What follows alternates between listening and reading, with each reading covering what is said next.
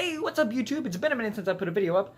By been a minute, I mean since last week. I actually had 2 other videos that I had recorded and planned on editing. And then my computer crapped. My motherboard, after the last Windows Update 1903 and 1909, suddenly stopped working. It would take 10 seconds to turn on. Before, the shortest time I got recently was 15 minutes. Yeah, I can't do anything on my computer right now. I can boot it up, I can go on Google, and I can sit there and watch YouTube. That's about it. I can't edit videos, I can't do anything. So, I'm now having to record stuff on my phone, which I did on the last video, but I'm going to edit them on my phone as well. And once I get a new motherboard and a new processor, which I planned on getting anyways, this just sped up the process.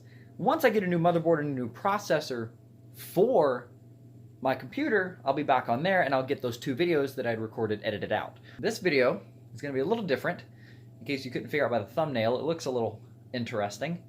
That's because I went to a gun show this past weekend and I found a really cool rifle. I found this. This is a Berthier French rifle. This was a World War I rifle. I just adore French firearms, but my favorite are these, the Berthiers. I adore Berthiers. I love their look. I just love the craftsmanship that goes in this. I love this unique look to them. They're beautiful, beautifully crafted guns. And this, I saw it at the gun show, and I've never seen a Berthier at a gun show. I saw it, and I was like, words couldn't describe what I felt when I saw it, and I realized this is a rifle that is over 100 years old. And it looks gorgeous. I mean, it looks immaculate. It is not a reproduction. This is, as best as I can tell, a real 1917 kinda rifle.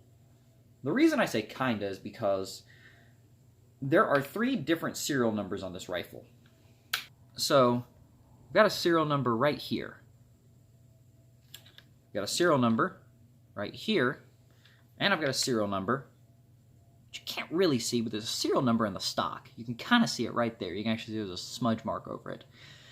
Those 3, also, for anyone who actually does know guns and wants me to make sure that this thing is empty, well, it's a little bit gunky and it's cold, so completely empty. No rounds are in it. French rifles do not have safeties on them. Yeah. French military doctrine said, keep it on an empty chamber, and that is your safety. When you see the enemy, you are now ready to go. Gotta love it. Anyways, go ahead and drop the hammer for safety's sake. Alright. There's 3 serial numbers on this gun. And I tried to look up and see if I could find where this gun could have been, what battle it could have been used in, anything. Just really anything about it. And I got answers that I didn't like, but I got answers. Turns out, after the Battle of Verdun, quick history lesson here, the Battle of Verdun was the longest battle in World War I. It lasted 9 months, 6 weeks. No, 9 months, 3 weeks, and 6 days. The French lost a lot in that time, including rifles. So what they did is they took any rifles they could find that still had good parts, and they took all those parts and just put them together. That is how my gun has 3 different serial numbers on it. Now, here's the interesting thing, though. My rifle, you can notice this bolt is extremely worn, whereas the receiver here isn't as worn. It's actually still really nice. It's got a few little nicks and some rust in the stamping and whatnot, but otherwise it's in immaculate condition. And this is actually a new receiver. This receiver is a Sonatien ML M16. This is a 1916 receiver. But the rifle has a bolt characteristic of a kind of older one? Maybe a 1907, 15? This might be a carbine bolt. I'm still not 100% exactly what the bolt is, but the bolt definitely doesn't match this. If anything, the bolt, which is very, very dirty. It's a very dirty bolt. I mean, granted, it still functions, but it's dirty compared to the rest of the gun. Then the stock, if you look up a Berthier M16, it does not look like this. They actually have another section of wood that fits up here as a place for you to hold your hand when you're aiming. This indicates this stock is actually an older 1907-15, I think, and not a 1916 Berthier, which means this stock is well over 100 years old. It is, in fact, as of this year, 113 years old. And the reason the title of the video and the thumbnail is I Own a Piece of History is because since this is a Franken-gun, that means, to a degree, part of this was in the Battle of Verdun, which is mind-boggling to me. This rifle, it could have been in one of the biggest French battles, one of the biggest battles of World War I. That's cool. Another interesting thing, I took it out, but this right here is actually an ejection port for the 3-round clip that goes into this. I don't have any yet. I did find some online, for about as cheap as I could friggin' find them. Oh my god. 3-round clips for a Berthier like this is 30 bucks normally. I found some for 10. Holy crap. The bottom of this actually had this little piece of just sheet steel, this other little piece sitting in it like this. In fact, let me see if I can put it back in. This small piece was fit into the stock. About yay. Well, yeah. I think kind of like this. Yeah. So this was here, and then this was... This is pretty much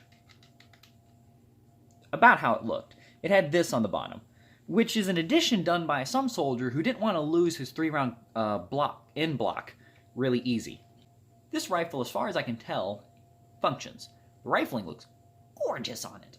And firing pin's intact, bolt cycles, hammer drops. As far as I can tell, I have a functional piece of history. And yes, I plan on shooting it. I do have ammo.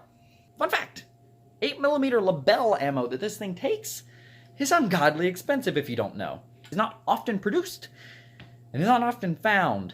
Luckily at the gun show, I happened to be a guy who had 4 boxes of it. I bought 2, because 20 rounds was $30 friggin' dollars, and I just spent $500 on the gun, and I was about to spend $120 on some friggin' ammo. I have a piece of World War I history in my hands. And I am very happy that I have it. Because it's things like this that helped keep a lot of bad stuff from happening to a lot of people. And it's history like this that needs to be preserved. That is why I love old firearms. This is a start, honestly, to me probably buying a lot more really old firearms, probably from World War I. As I've started learning about World War I, and it's an interesting thing to learn about. I think this is one of the most beautiful rifles ever made in World War I. Now I just need to get a bayonet, so I can really have a spear.